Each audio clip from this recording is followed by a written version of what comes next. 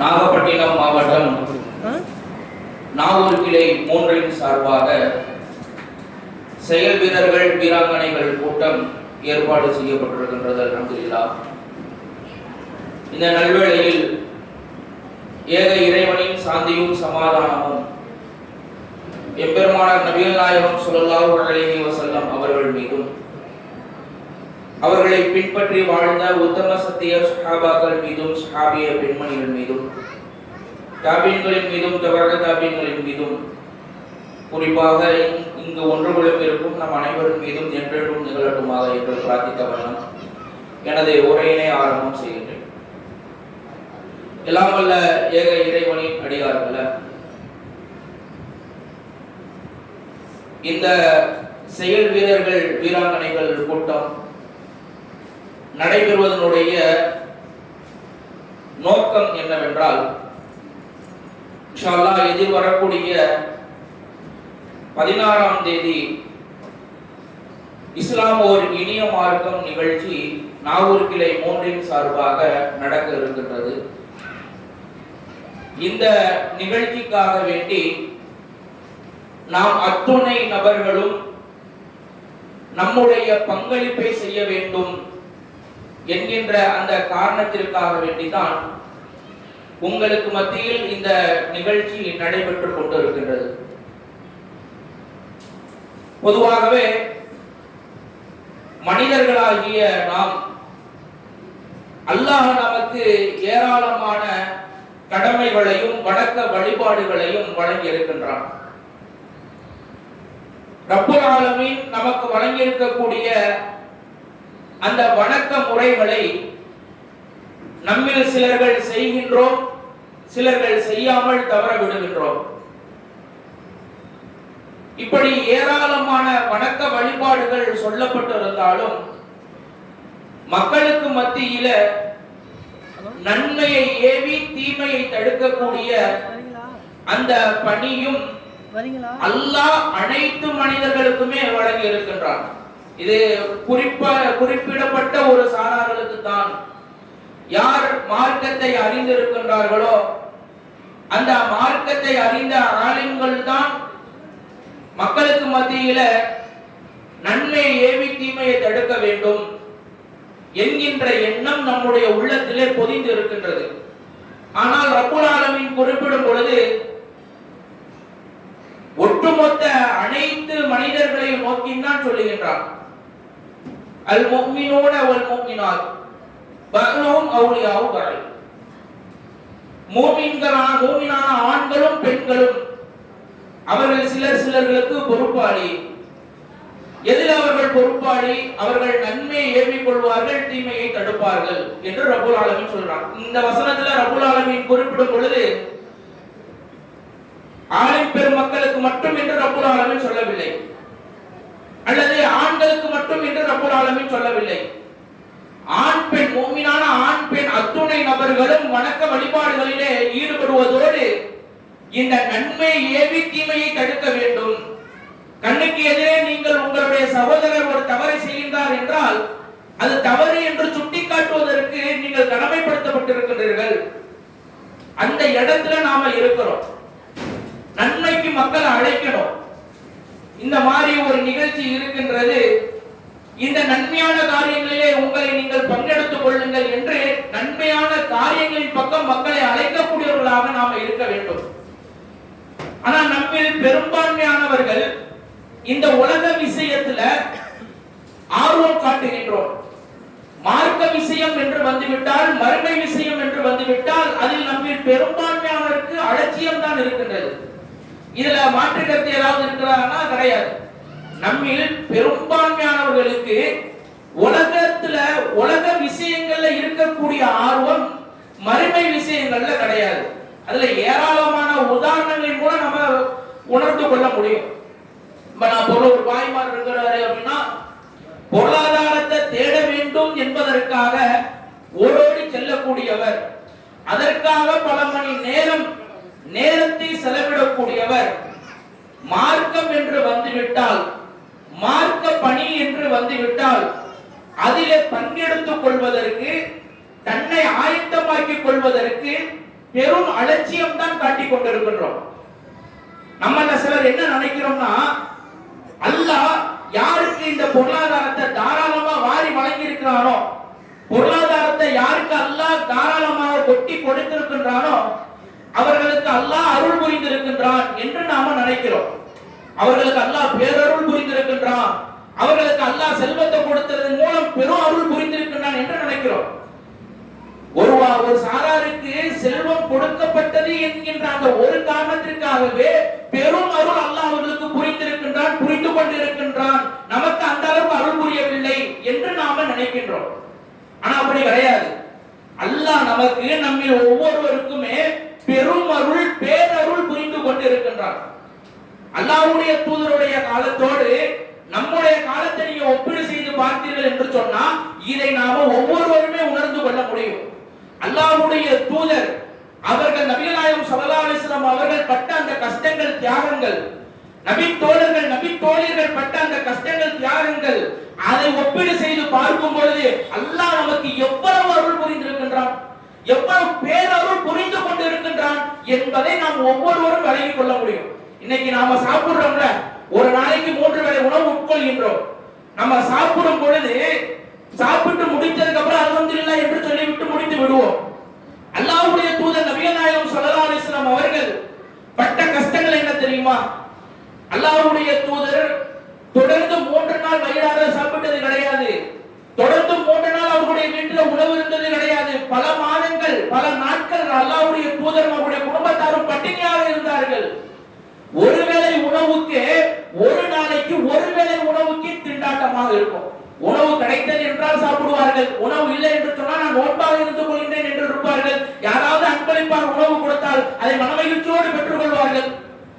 அல்லாஹ்வுடைய தூதர் அவர்களுக்கு ஏதாவது ஒரு உணவு கிடைத்தால் ரசூலுல்லாஹ் பிரார்த்தனை செய்வார்களாம், ஒரு துஆ செய்வார்களாம்.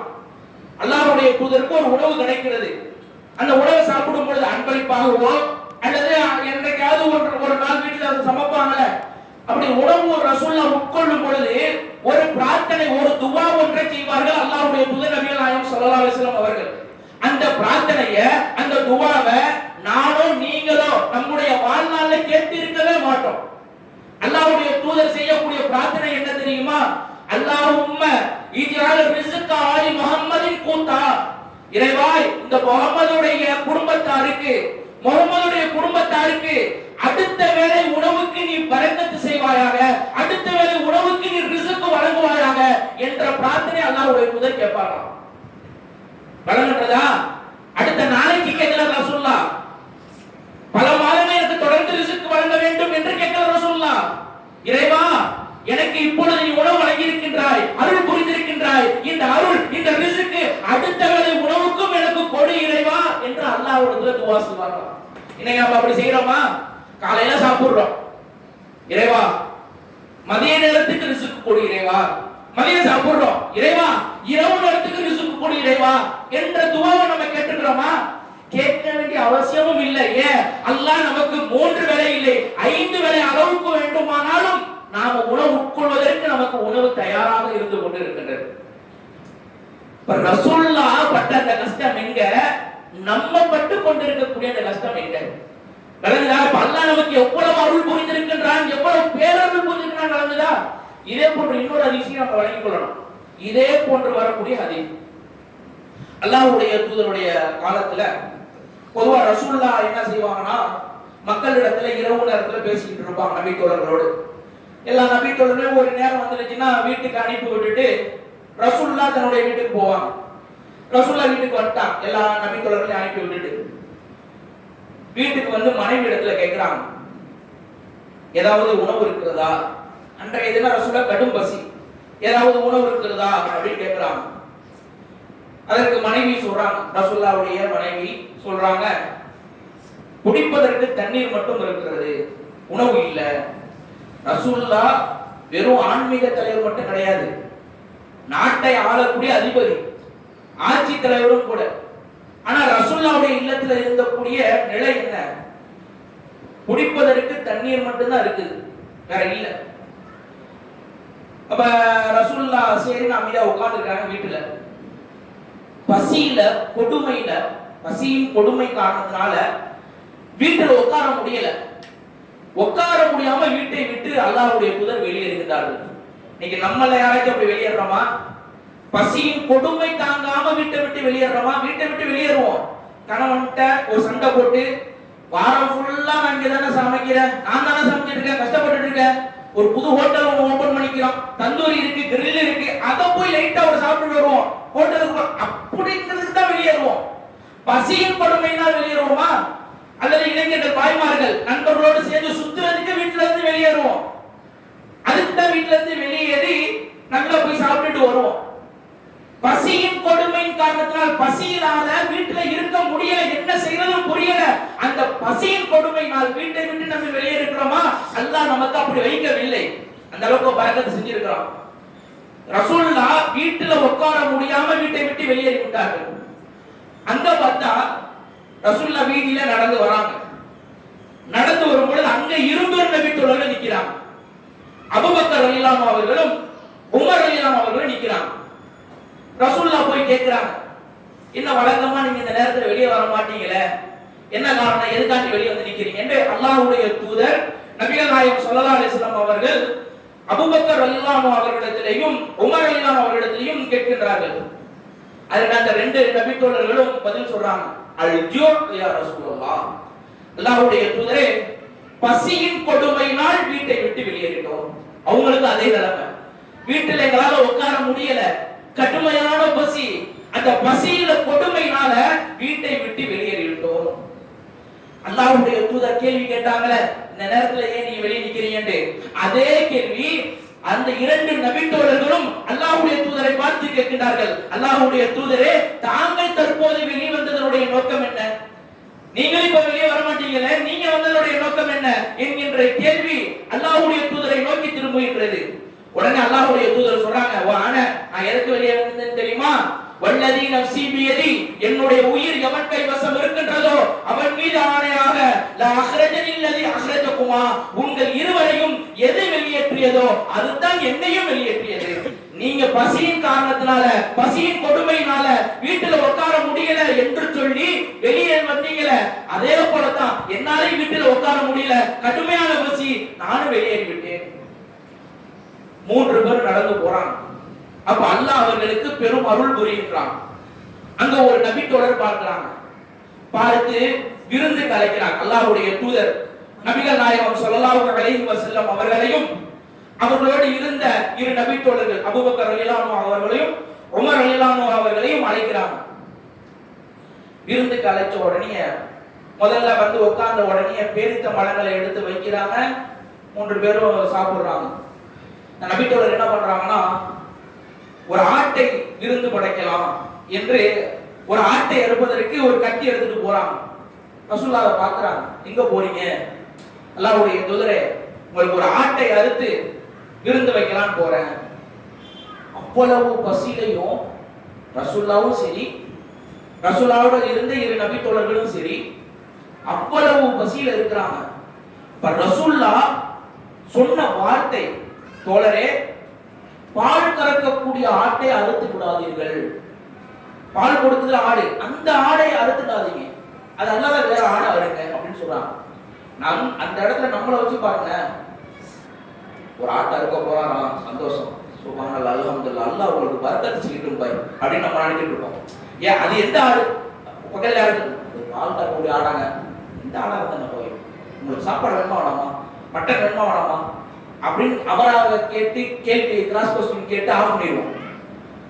அல்லாஹ்வுடைய தூதர் சொல்றாங்க, நாங்க பசியில தான் இருக்கிறோம், கடுமையான பசியில தான் இருக்கிறோம், ஆனா பால் கறக்கக்கூடிய ஆட்டை அறுக்க வேணாம். அல்லாஹ்வுடைய தூதருக்கு அந்த நபி தோழர் வேறொரு ஆட்டை அறுக்கிறாங்க, அறுத்து உணவு கொடுக்குறாங்க. உணவு கொடுத்த உடனே 3 பேரும் சாப்பிடுறாங்க.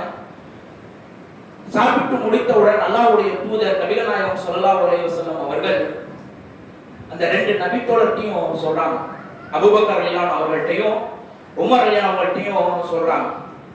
என்ன சொல்றாங்க அப்படின்னா, வல்லதி நஃப்ஸி பியதி, என்னுடைய உயிர் எவன் கைவசம் இருக்கின்றதோ அவன் மீது ஆணையாக, லதுஸ்அலுன்ன அன் ஹாதா நঈம் யௌமல் கியாமா, நீங்கள் வீட்டிலிருந்து புறப்படும் பொழுது வயிறு காலியானவர்களாக பசியோடு புறப்பட்டீர்கள். அல்லாஹ்வுடைய மகப்பெரும் மாபெரும் கிருபையினால் இப்பொழுது உங்களுக்கு அல்லாஹ் அருள் புரிந்து வயிறு நிரம்பியவர்களாக இருக்கின்றீர்கள். இந்த ஒரு விஷயத்திற்கும் அல்லாஹ் நாளை மறுமை நாள்ல உங்களிடத்திலே விசாரிப்பான், கேள்வி கேட்பான் என்று அல்லாஹ்வுடைய தூதர் நபிகள் நாயகம் ஸல்லல்லாஹு அலைஹி வஸல்லம் அவர்கள் சொன்னார்கள். நீங்க நல்லா யோசிச்சு பாருங்க, அல்லாஹ் நமக்கு ஒவ்வொரு விஷயத்திலேயும் எவ்வளவு அருள் புரிந்து கொண்டு இருக்கின்றான். அல்லாஹ்வுடைய தூதர் நபிகள் நாயகம் ஸல்லல்லாஹு அலைஹி வஸல்லம் அவர்கள் இவ்வளவு வயிறு பசியோடு இருந்தாங்களே, வணக்க வழிபாடுகள்ல குறை வைத்தாங்களா? வணக்கங்கள் விஷயத்துல, நன்மைகள் சேகரிக்கக்கூடிய விஷயத்துல குறை வைத்தார்களா? எதிலையுமே குறை வைக்கல. நபி தோழர்கள் இவ்வளவு பசியோடு இருந்தாங்களே, நபி தோழர்கள் ஏதாவது குறை வைத்தார்களா? வணக்க வழிபாடுகள் செய்வதில் நன்மைக்கு முந்தக்கூடிய விஷயங்களை ஏதாவது குறை வைத்தார்களா? வைக்கல. அல்லாஹ்வுடைய தூதர் பற்றி சொல்லப்படுகின்றது. ஆயிஷா ரலியல்லாஹு அன்ஹா அவர்கள் சொல்கிறார்கள், நபிகள் நாயகம் ஸல்லல்லாஹு அலைஹி வஸல்லம் அவர்கள் இரவு நேரத்தில் நின்று வணங்குவார்கள். கான யகூமு மினல் லைல், நபிகள் நாயகம் ஸல்லல்லாஹு அலைஹி வஸல்லம் அவர்கள் இரவு நேரத்தில் நின்று வணங்குவார்கள். அத்தா தஃபத்தர கதமாஹு, நபிகள் நாயகம் ஸல்லல்லாஹு அலைஹி வஸல்லம் அவர்களுடைய இரண்டு பாதங்களும் வெடிப்பு ஏற்படுகின்ற அளவுக்கு நின்று வணங்குவார்கள். ஆயிஷா ரலியல்லாஹு அன்ஹா அல்லாஹ்வுடைய தூதர்கிட்ட கேக்குறாங்க, அல்லாஹ்வுடைய தூதரே, அல்லாஹ் தான் உங்களுக்கு முன்பாவங்களை பின்பாவங்களை மன்னித்து விட்டான் அல்லவா? நீங்கள் சொர்க்கவாசி அல்லவா? சொர்க்கத்திற்கே தலைவர் அல்லவா? நீங்கள் ஏன் கால் கடுக்க கால் நீங்க இப்படி இரவு நேரத்தில் நின்று வணங்க வேண்டும் என்று கேட்கும் பொழுது அந்த முன்பின் பாவங்கள் மன்னிக்கப்பட்ட நபிகள் நாயகம் ஸல்லல்லாஹு அலைஹி வஸல்லம் அவர்களுடைய வாயிலிருந்து உதிர்ந்த வார்த்தை என்ன தெரியுமா? அஃபலா உஹிப்பு அன் அகூன அப்தன் ஷுகூரா, நான் என்னுடைய இறைவனுக்கு, என்னுடைய ரப்புக்கு நன்றியுடைய அடியானாக ஆக வேண்டும் என்று ஆசைப்படக்கூடாதா என்று கேட்டார். சுப்ஹானல்லாஹ், எப்படிப்பட்ட ஒரு வார்த்தை பாருங்க. நமக்கு முன்மாதிரி அல்லாஹ்வுடைய தூதர் நபிகள் நாயகம் ஸல்லல்லாஹு அலைஹி வஸல்லம் அவர்கள் என்னை அல்லாஹ் நேசிக்க வேண்டும், நான் அல்லாஹ்வுக்கு நன்றியுடைய அடியானாக இருக்க வேண்டும் என்று நான் ஆசைப்படுகிறேன் என்று சொன்னார். இன்னைக்கு நம்மளை எடுத்து வச்சு பாருங்க, அல்லாஹ்வுக்கு நன்றியுடைய அடியானாக நாம் இருக்கின்றோமா? இன்னைக்கு ரசூலுல்லாஹ் காலத்துல பட்ட அந்த கஷ்டங்கள், அந்த துன்பங்கள், அதை போன்று இன்றைக்கு நாம பட்டுக்கொண்டு இருக்கின்றோமா? இன்னைக்கு அல்லாஹ் நமக்கு 3 வேளை 4 வேளை சாப்பிடுவதற்கு உணவை ஏற்பாடு செய்திருக்கின்றான். அழகாக இருக்குவதற்கு இருப்பிடத்தை ஏற்படுத்தி இருக்கின்றான். அழகாக உடுத்துவதற்கு உடையை ரப்புல் ஆலமீன் நமக்கு தாராளமாக வாரி வழங்கி இருக்கின்றான். ஆனா நாம நன்மை செய்யக்கூடிய விஷயத்தை பாருங்க, ரொம்ப பெரிய அலட்சியமானவர்களாக இருக்கிறோம். நன்மை சேகரிக்கக்கூடிய விஷயத்துல பெரும் பெரும் அலட்சியமானவர்களாக இருக்கின்றோம். அல்லாஹ் குர்ஆன்ல குறிப்பிடுகிறார், ஃபஸ்தபிகுல் கைராத், நன்மை நீங்கள் கண்டீர்கள் என்றால் அந்த நன்மைக்கு ஓடோடி செல்லுங்கள், முந்துங்கள், விரைவுகள் சொல்றான். நன்மை நீங்க பாக்குறீங்களா? அந்த நன்மை நாம் அடைய வேண்டும் என்று ஆர்வப்படுங்க. எஹ்ரிஸ் அலாமா யன்ஃபஅ், அல்லாஹ்வுடைய தூதர் சொன்னாங்க, உங்களுக்கு எது நன்மை தருமோ அந்த நன்மை தரக்கூடிய விஷயத்தை நீங்கள் அடைவதற்கு பேரார்வப்படுங்கள் என்றார்கள். நன்மை தரக்கூடிய விஷயம் இருக்குதா, அதை அடைகிறதுக்கு ஆசைப்படுங்க என்று ரசூலுல்லாஹ் சொன்னாங்க. நம்ம கண்ணுக்கு முன்னாடி ஏராளமான நன்மைகள் இருக்கிறது. நம்ம கண்ணுக்கு முன்னாடி ரப்புல் ஆலமீன் ஏராளமான நன்மைகளை வைத்திருக்கின்றான். நாம தான் என்ன செய்கிறோம்? அந்த நன்மை அடைகிறதுக்கு போட்டி போட மாட்டேங்கிறோம். உதாரணத்துக்கு சொல்லலாம். உதாரணத்துக்கு நம்முடைய இப்ப இந்த நிகழ்ச்சியை என்ன செய்யலாம்? ஒரு உதாரணமா சொல்லலாம். என்ன சொல்லலாம்? இந்த நிகழ்ச்சிக்காக வேண்டி இந்த செயல் வீரர்கள், வீராங்கனைகள் கூட்டம் என்பதற்காக வேண்டி ஒரு போஸ்ட் ஒண்ணு போட்டாங்க. அது உங்க நிறைய பேரை வந்து அடைஞ்சிருக்கும். சமூக வலைதளத்தின் மூலம், வாட்ஸ்அப் மூலமாகவோ ஃபேஸ்புக் மூலமாகவோ நம்மளை வந்து அடைஞ்சிருக்கிறோம். இந்த மாதிரி இன்றைய தினம் செயல் வீரர்கள், வீராங்கனைகள் கூட்டம் இருக்கிறது அப்படின்னு நம்மளை வந்து அடைஞ்சிருக்கும். அந்த ஒரு போஸ்டர நமக்கு தெரிஞ்ச குடும்பத்தினர்கள், நண்பர்கள், இப்படி நம்ம எத்தனை பேருக்கு ஃபார்வர்ட் பண்ணியிருக்கிறோம்? அட்லீஸ்ட் ஒரு குறைஞ்சபட்ச ஸ்டேட்டஸ் வச்சிருக்கிறோமா? ஸ்டேட்டஸ் வைக்கிறது யாராச்சும் ஒருத்தர் சொல்லுவார், யாராச்சும் ஒருத்தர் பேசியிருப்பார், அதுல தேவையில்லாத விஷயம் இருக்கும். அந்த விஷயத்தை தூக்கிட்டு வந்து ஸ்டேட்டஸா வைப்போம். நன்மை தரக்கூடிய இந்த விஷயத்தை ஸ்டேட்டஸ் வைக்க மாட்டோம். ஆடி தள்ளுபடி 1000 ரூபாய் உள்ள அந்த ஆடைகள் எல்லாம் 500 ரூபாய்க்காக குறைச்சு தரப்படும் அப்படின்னு ஒரு போஸ்ட் வந்திருக்கும். உடனே எவ்வளவு பெரிய ஒரு முக்கியமான செய்தி, இதெல்லாம் நம்ம எல்லாருக்கும் பரப்பி விடணும். உடனே எல்லாருக்கும் அனுப்பி விடுறது, எல்லாருக்கும் வாட்ஸ்அப்ல அப்படியே சென்ட் பண்ணி விடுறது. என்ன இது முக்கியமான விஷயம், டக்குன்னு போய் வாங்கிங்க, குறிப்பிட்ட நாள் தான் அப்படின்னு வேற போட்டுக்கிறான். அந்த நாள் முடியறதுக்குள்ள போயிடுங்க. அதை எப்படிதான் பரப்புவோன்னு தெரியாது, அது வேகமா பரவும். ரமலானே தான் பார்த்துருக்கலாம், ரமலான இது ரொம்ப வேகமா ஒரு விஷயம் பரவும். ரமலான் வரக்கூடிய அந்த செய்தியை யார் முதலாளாக நீங்கள் மற்றவர் தெரிவிக்கிறீர்களோ அல்லாஹ் அவர்களுக்கு சொர்க்கத்தை தருகின்றான் என்கின்ற ஒரு பெரிய டெக்ஸ்ட் போட்டு ஒரு செய்தி ஒன்று வரும். அதுல நம்மால 2 வரி கூட படிச்சிருக்க மாட்டாரு. மேல உள்ள 2 வரி சொர்க்கம் வேண்டுமா அப்படின்னு, சொர்க்கம் வேண்டுமா, எனக்கு சொர்க்கம் வேண்டுமா, நன்மை செய்வதற்கு ஒரு முக்கியம் எடுத்துக்க மாட்டாரு.